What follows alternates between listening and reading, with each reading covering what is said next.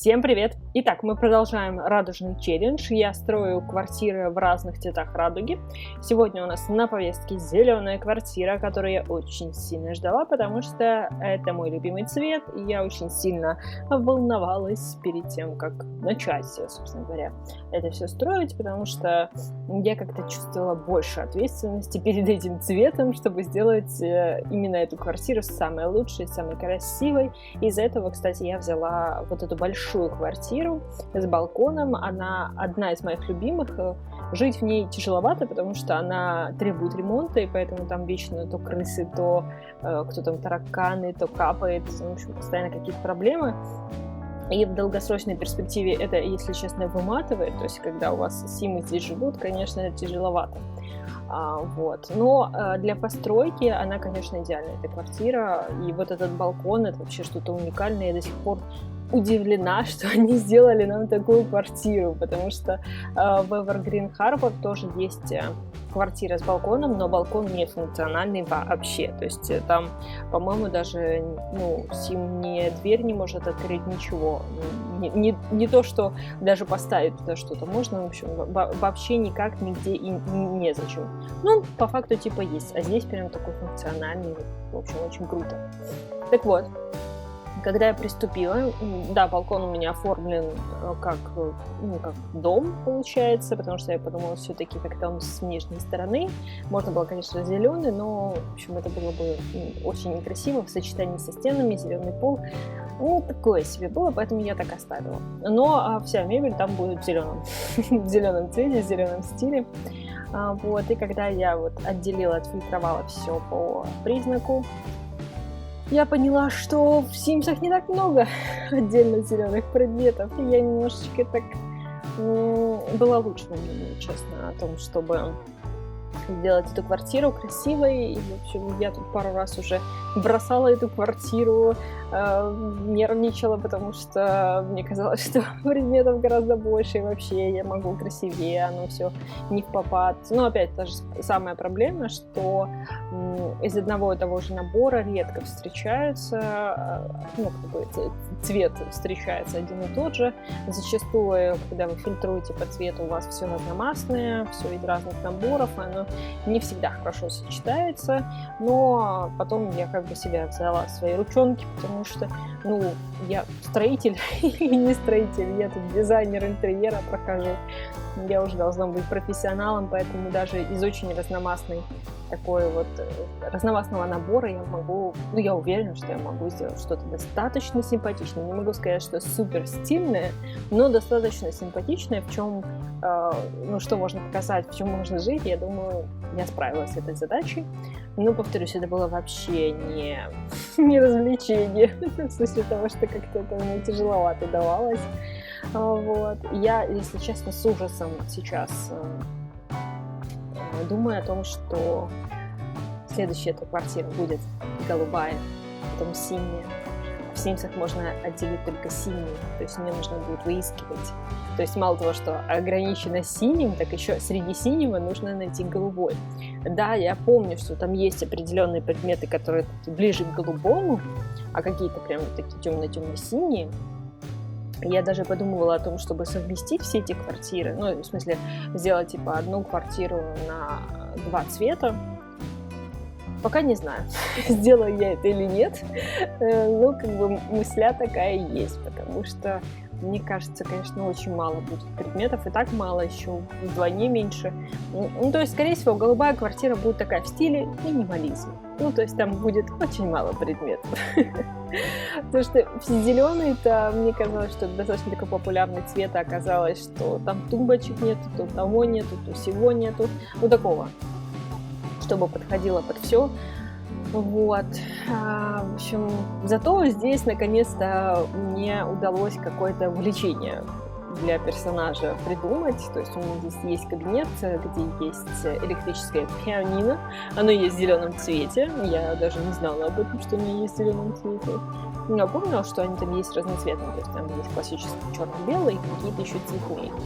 И мне повезло, что вот зелененькое, такое ядрененькое Вот. Кстати, кабинет получился самым несуразным, честно. Он получился странным. Нужно было, наверное, из него сделать детскую, потому что, не знаю, что-то я влепила вот это пианино. Оно такое более современное, яблочного цвета, такого прям салатового даже, я бы сказала. Вот. Потом я почему-то решила поставить из паранормального вот этот, не трильяж, не трюмо. Секретер, секретер, вспомнила, как называется эта штука. Секретер из сверхъестественного, паранормального, простите.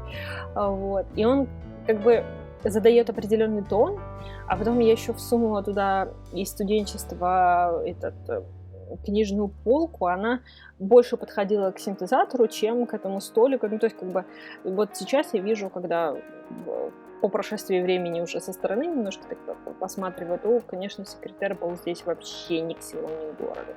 В общем, говорю, как-то вот на этом, как раз-таки на этом кабинете я больше всего нервничала, психовала, что-то уходила, приходила обратно, достраивала, перестраивала, переставляла. В общем, как-то... Да, кабинет мне не очень нравится, но потом как-то пошло немножко все полегче, честно признаюсь, да.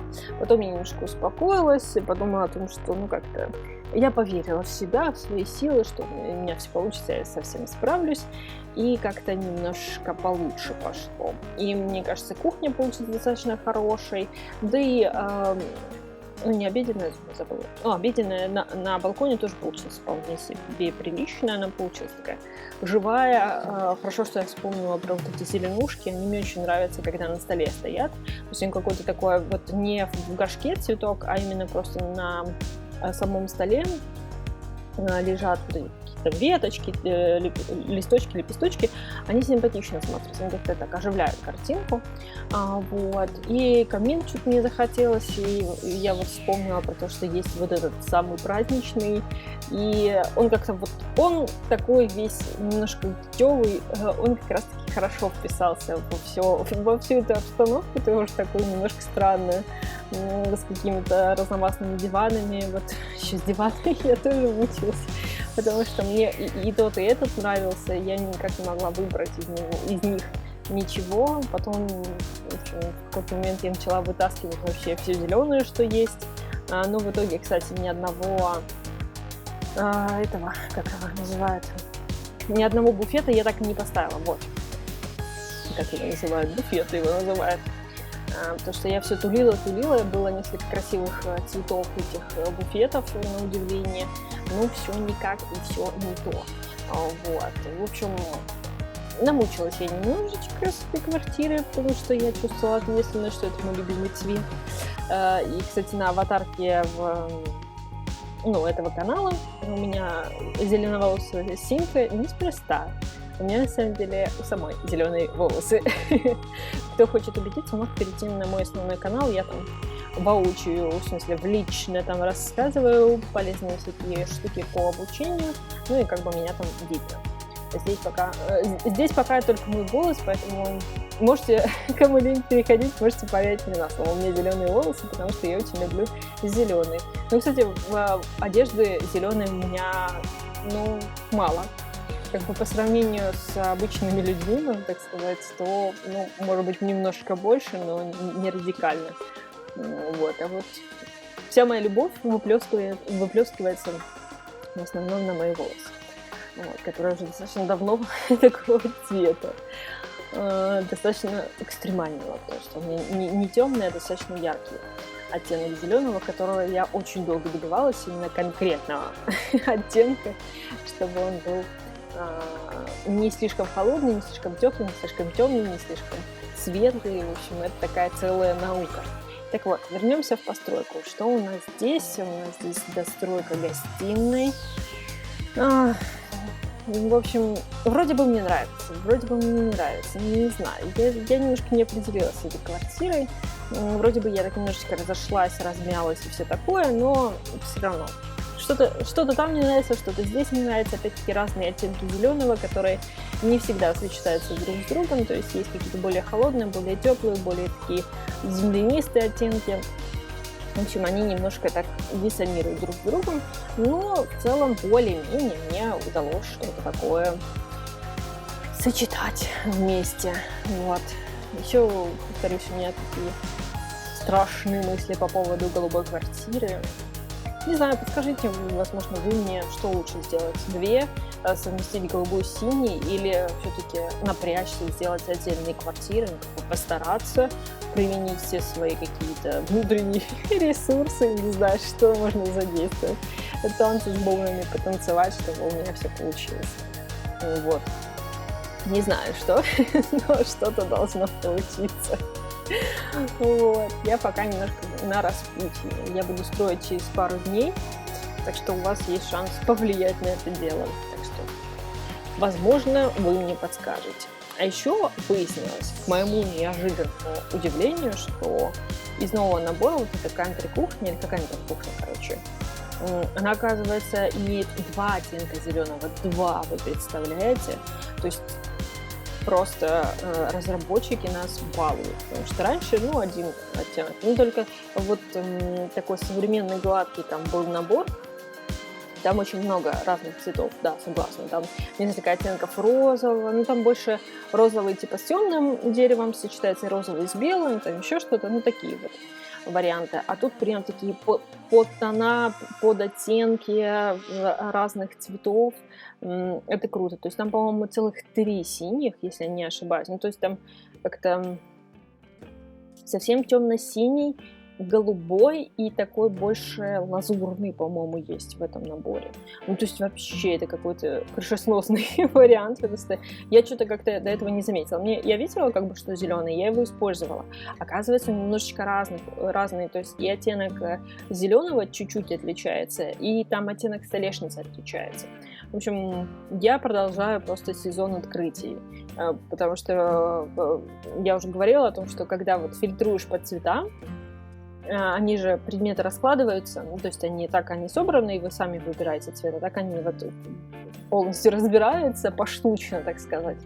И можно такие экземпляры найти. Ты вроде бы много строишь, практически все знаешь, стараешься прокручивать все возможные вот эти вот цвета, расцветки и варианты, но все равно что-то находится, что-то постоянно появляется на глаза, и ты думаешь такой: ой, а это у нас, оказывается, есть такая штука. Это всегда так немножечко неожиданно. Вот, поэтому вот каждый раз я натыкаюсь на что-то новое интересное. И плюс за счет того, что я по всему кругу Радуги прохожусь, то я много чего узнаю нового и интересного в нашем наборе. Хотя еще сейчас же будет новая ферма. Я уже немножко подустала от нее, в том плане, что я часто не говорю, но она выйдет еще не скоро. Получается, сегодня 13-е, она выйдет 22-го, хотя уже, слушайте, меньше 10 дней, 9 дней получается. Кошмар какой, мне казалось, она еще так не скоро, а вообще уже уже получается через 1,5 недели. Кошмар, как быстро время пролетело. Обалдеть. Мне казалось, что я буквально недавно сидела и говорила, что как они могли стрим так рано провести, это вообще издевательство, извращение над людьми, потому что стрим провели уже, получается, 1,5 недели или 2 назад, может, меньше. Что я немножко, правда, потерялась во времени. Это бывает, на самом деле, это все из-за жары, честно. У меня из-за жары вообще мозги поплавились, и я плохо соображаю. А мне надо работать и учиться, в общем, все на каких-то таких минималках у меня происходит. И вот как раз-таки на основном канале мне указали на то, что я немножечко вяленькое в видео, а мне просто было в этот момент жарко, и мне казалось, что просто вместо мозгов у меня кисель, честно, признаюсь. Я старалась, я работала, но ты не всегда можешь себя на 100% контролировать, вот вообще на 100%, но в следующем видео я себя буду больше контролировать. Надо снимать еще раньше, потому что у нас в квартире получается, где-то сейчас сколько? До 12 еще можно жить. Вот прям можно жить и не потеть каждые 2 секунды. И от каждого движения. А потом начинается жарко, и где-то часам к 9 вечера начинается душниловка, которая вот только с вечерней прохладой, которая приходит после 10 вечера, как-то немножко остывает все это дело. Но вот в 8-9 это просто такая вот Ну, это просто душная квартира, в которой невозможно вообще, мне кажется, передвигаться, как будто, вы знаете, такой воздух густой становится, горячий, густой, и ты в этом всем находишься, и, в общем, не очень приятное действие. Вот, поэтому надо, видимо, еще раньше все это снимать. Вот. Но это больше именно потому, что мозги не работают нормально, вот, в том полном объеме, в котором тебе хочется из-за жары, и ты немножко такой веселившийся, то есть такой печальненький, немножко печальненький. Кстати, я наконец-то распробовала вот эту лампу, которая, она в бра находится, которая с трубками и с лампочками, вот эта крутая такая. Что-то раньше я ее не замечала, как обычно, а у меня вечная, что-то такое крутое не замечаю. А потом в каком-то из видео я что-то делала, и вдруг я на нее наткнулась случайно, буквально поставила себе на стену и подумала, что это что-то невероятное, это выглядит потрясающе. Хотя, думаю, когда вот вышла, по-моему, «Экра жизни», очень много лофтов стали строить, таких вот в стиле лофт, или еще раньше. Какой-то был набор, что все начали резко в стиле лофт строить. И, мне кажется, это прям идеальная лампа для стиля лофт. Прям то, что нужно, и она оказалась еще в зеленом цвете. И, мне кажется, для моей такой футуристичной ванны самое то оказалось. Ванная, конечно, тоже очень веселенькая с этой ванной. Кстати, об этой ванне я давно знала. Об этой ванне я узнала случайно, но прокручивала и увидела, и поняла, что это что-то вообще невероятное, непостижимое, и это выглядит потрясающе круто. Кстати, к этой ванной есть лампы, там такие вот плоские бра, которые в виде, знаете, таких как зарешоченных окошек маленьких. Они есть в той же цветовой гамме, то есть зеленый с розовым, и они сочетаются просто потрясающе. Можно сделать стену из вот этих ламп, и получится такая очень крутая, очень яркая ванная. Но здесь я не стала это делать, потому что она и так очень яркая, и так немножко вырвиглазная. Я и не стала использовать раковину, которая подходит, идеально подходит под эту ванну, она, видимо, из одного набора. Потому что вот раковина, это уже, мне кажется, перебор, потому что ванная настолько яркая, а с ней еще и раковина такой вот, это вообще уже будет немножечко слишком, я бы так мягко сказала. Плюс я тут, конечно, на ванной, где стоит кровать. В спальне я тут оторвалась на стене. Я давно не составляла такие штуки, то есть изначально же нам вот эти всякие полочки дали для того, чтобы как раз-таки вот такие вот композиции мы и создавали, то есть чтобы там на стене всякие там полочки совмещались каким-то хаотичным образом, вот. И как-то до этого я так немножко скромнее это все делала, как-то мне было неинтересно, а тут у меня было такое место, что я не хотела ничего оставить вниз, потому что Сим бы не обошел, сказал бы, не-не-не, мне здесь неудобно проходить. Поэтому я все решила поднять. Кстати, если будет мешать, мне кажется, еще можно поднять вполне себе спокойненько, прям под потолочек. Вот. Выглядит, мне кажется, очень круто. Я прям порадовалась. Мне понравилась вся эта идея, вся эта затея, как она выглядит. Вот. Я составила, наконец, эту композицию, которую предполагал набор. Лучше поздно, чем никогда, я считаю. Вот. Так что я надеюсь, вам понравилась эта квартира. Она очень странная, эклектичная, не подходящая друг к другу, вся какая-то немножко странненькая, но в итоге она мне очень понравилась. Это мне всегда так. Я заметила, что очень часто вначале мне что-то не нравится, я вечно ворчу, что все не так, все не то, мне все не нравится, все сложно, а потом наполняю всю эту квартиру и влюбляюсь в нее, и мне она безумно нравится. Конечно, кабинет я не люблю. Нет, кабинет точно нет. Все, мои хорошие, подписывайтесь, ставьте лайк и приятного просмотра.